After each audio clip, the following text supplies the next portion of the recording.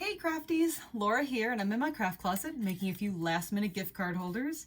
So this is a frame card alternative that you can make with the November 2020 Paper Pumpkin kit, Jolly Gingerbread from Stampin' Up, and just a few extra pieces of cardstock. So it's definitely going to be the year of the gift card, isn't it? As I won't be traveling to see everyone for the holidays. So this fun fold card is perfect to send. It's going to fit in a regular A2 envelope, and of course it's going to stand out. So here's what you're going to need. You're going to need your November Paper Pumpkin kit, everything that comes in it. You're going to need mint macaron cardstock, a little bit of Blushing Bride cardstock, and a little bit of cinnamon cider cardstock, and of course, your trusty paper trimmer. So first we're going to cut our cardstock, and then we're going to put it all together. All right, so let's first make our card base. I'm going to clear up my workspace. Just kind of push things to the side. Get out my trusty paper trimmer. All right, so we're going to cut, the mint macaron. I'm going to put it tall-wise and cut it 4 1/4 straight down the center. So it's as if we're making a top fold card. There we go. All right, now we're going to make 2 cuts, and it's going to be 1 inch in from each side. So let me show you. When we open this out, you have slits down the side. That's what we're going to cut. Now we're going to do our scoring. It's a lot easier than I ever thought. All right, so 1 inch in. So I'm going to put my cardstock 1 inch over, or 3 1/4 on this side, however you want to think about it. And we're going to make a cut. So we're going to bring our blade down to the 4 1/2 mark. Let me make sure I get that right. And slice 5 inches down to 9 1/2. So 4 1/2 to 9 1/2. Just push your blade down and lift up. I'm going to move it over to, again, the inch, so I can do the other side.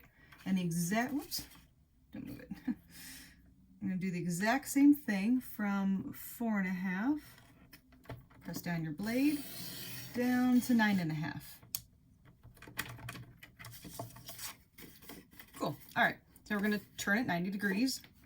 We're going to put our cutting blade away. We want our scoring blade now.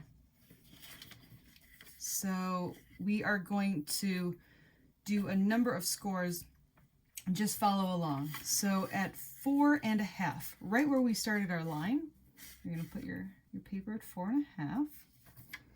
We are going to go from the edge to our cut line. Okay? And lift your blade from the edge to the cut line on this side. So you have it scored just on the outside. Now at 5 1/2, we're going to move our paper over. This time, now this is important that we're going to cut, we are going to score only the inside of your cut lines. So the 1 inch to the 3 1/2. But this is score. Okay. You can always lift it up and make sure your score line went all the way to your cuts. Great. All right, just a few more score lines. I'm going to open this up. And now at 8 1/2, we're again going to go from the edge to the cut line. Just do a little score. On the other side too, edge to the cut line. And then last time, the exact same thing at 9 1/2. I love fun fold cards. I promise. These are always easier. Edge to the cut line, edge to the cut line. So you have 3 score lines on each flap, and then just 1 score line, which is going to be the top of our card. Why don't we fold it then? So we're going to make like a mountain fold here, a valley for the second scores, and a mountain for the bottom, and of course a mountain for the top. Fold it flat down. There we go. We have our frame card, our picture frame card. All right, when we get our other pieces ready. So I already cut them for the video, but of course I'm going to let you know the sizes. So you're going to need a little scrap of cinnamon cider, and this piece is 4 by 1 1/4. That's so it fits right here on the down front. And we're gonna need a few more scraps. It's a great way to use up scraps, isn't it? Of Blushing Bride. So I want it to fit in here. So the one piece is gonna be 1 1/8 by 3 7/8. I'll have these written out too on the blog. And we need 2 more strips.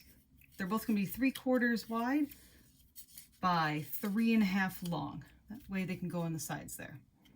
All right, you're gonna need 2 of those. So why don't we start gluing some things down?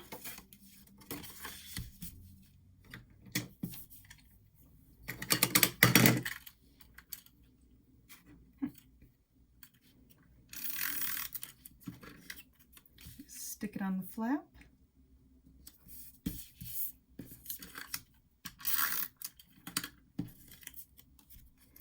Okay, now for the bottom part, you see that I used a punch. You don't have to, but I do have the Detailed Trio punch. I love this thing. It's there's three punches. So I'm just gonna kind of punch out this little cute little floret in the corners.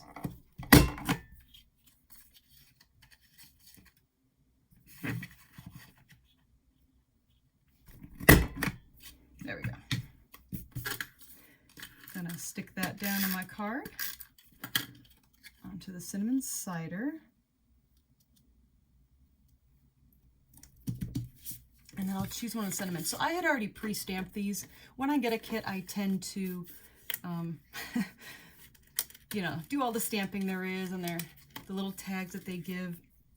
So it kind of makes it a little faster when I want to make alternatives. But this was stamped with the Blushing Bride ink pad that came with the Paper Pumpkin set. All right, so now this, we actually could just glue it down now. We don't need to wait for anything else. All right, last but not least, we got to make the gift card holder. That looks like a little gingerbread house. So I'm going to grab one of these. Some of them have these mint macaron doors. Some of the other ones are shaded spruce and daffodil delight. So just because I'm using this combo of colors, the mint macaron, I chose the mint macaron door. So let's choose one of these. Again, I already stamped these. As soon as I get them, I stamp out little gingerbread houses.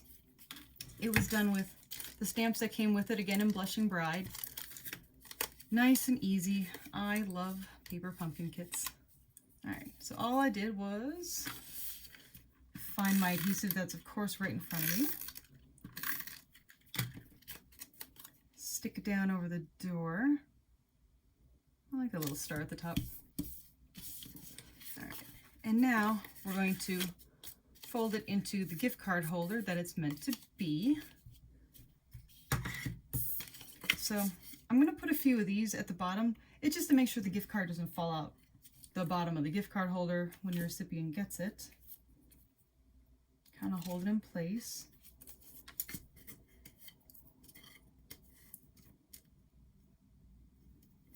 Whoopsie. Oh, I ripped that one off. And lastly, we're going to be using this adhesive tape. This is one of my favorite adhesives. I know I use all the time my snail, but this is for like 3D projects. I'm really glad they gave us this for this kit. And if you've never used it, this kit is a great excuse to try it. You just rip this tape and you stick it down. It just gives an extra stick for things that are going to be moved a lot. 3D projects, you always got to use a good tape. There we go. So now we have our gift card holder. I would just like to make sure it fits. And all right, why don't we stick it on down? I'm going to stick it right into the front of the picture frame.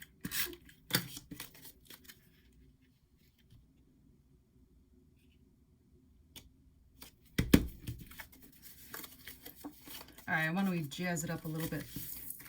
This month they sent these adorable stickers and I am so happy. And of course they send way more than I will ever need for this for these projects. So how cool is that? It's really great to make extras.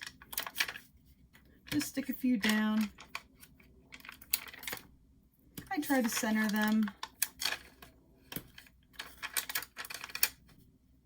Little candies are so cute. All right, and lastly, you know what?